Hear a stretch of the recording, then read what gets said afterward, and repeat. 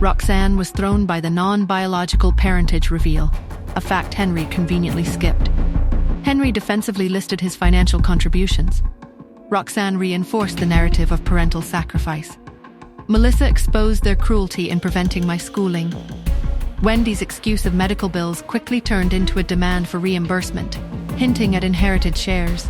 Insisting on itemizing even meager meals, I revealed their detailed bank records on her phone, shocking Henry and Wendy into silence. Will social media uncover the full truth? Can Nora make Henry pay for the past? How will this exposure affect her children and her relationship with Justin?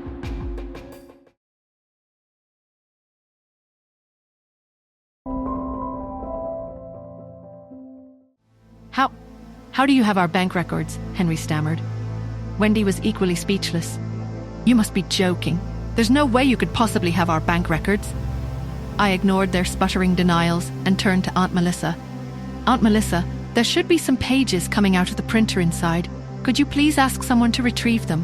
Melissa blinked, a flicker of surprise in her eyes. I hadn't even been near a printer. Yet, without question, she nodded and headed upstairs with the maid. Within a minute, they returned, Melissa carrying a thick stack of papers. I took a few sheets from the top and passed them to Roxanne, my expression cool and detached. These are the details of Henry's income. Roxanne, clearly taken aback by my efficiency, still accepted the documents. As promised, the papers detailed Henry Smith's income over the past several years.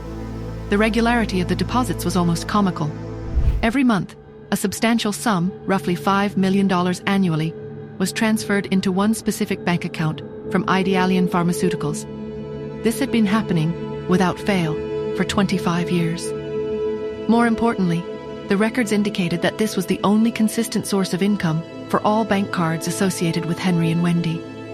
Roxanne's eyes widened as she scanned the figures. What does this mean? She asked, her voice a mixture of shock and dawning comprehension. I tilted my head, my tone matter-of-fact.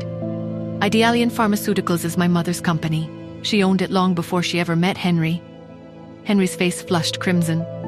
It became our joint property after we got married, he retorted, his voice laced with desperate indignation. Roxanne, a seasoned reporter, recovered quickly. With a thoughtful nod, she said, In other words, your entire family's income has been derived from the company your mother established?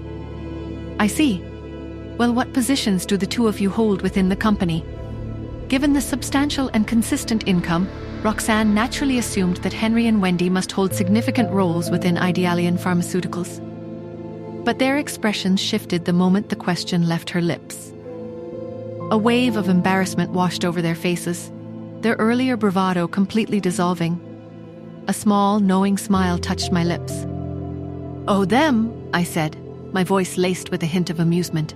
They don't actually do anything at the company. My mother, being the astute businesswoman she was, arranged for a professional management team to handle all the company's affairs. Roxanne flipped through the pages, her astonishment growing with each passing moment. I turned my gaze directly to Henry and Wendy, my eyes narrowed. You two claim that you worked tirelessly to provide for me, right? May I ask how much, if anything, the two of you actually earned yourselves during all those years? My words hit their mark. Henry's face flushed a deep, angry red. Wendy hemmed and hawed, her carefully constructed narrative crumbling under the weight of the truth. She couldn't utter a single coherent word. Henry, however, his anger overriding his embarrassment, blustered, I told you those dividends were our joint property after your mother and I got married. That makes them mine. I smiled, a slow, deliberate curve of my lips. If I recall correctly, my mother left the entirety of Idealian Pharmaceuticals to me. Before I came of age, the company was placed under the management of a professional trustee, and the dividends were entrusted to my guardian, in other words, you. But now, the company is mine.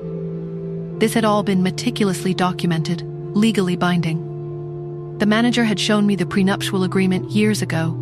Even though I still looked a bit disheveled, the remnants of sleep clinging to my movements, my argument was irrefutable, grounded in cold, hard facts. I looked directly at Roxanne, my gaze unwavering.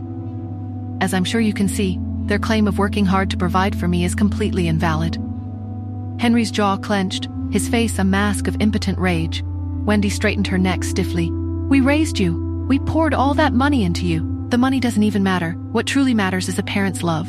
We gave you a home. I scoffed, the sound sharp and dismissive. A home? I was shocked. Home?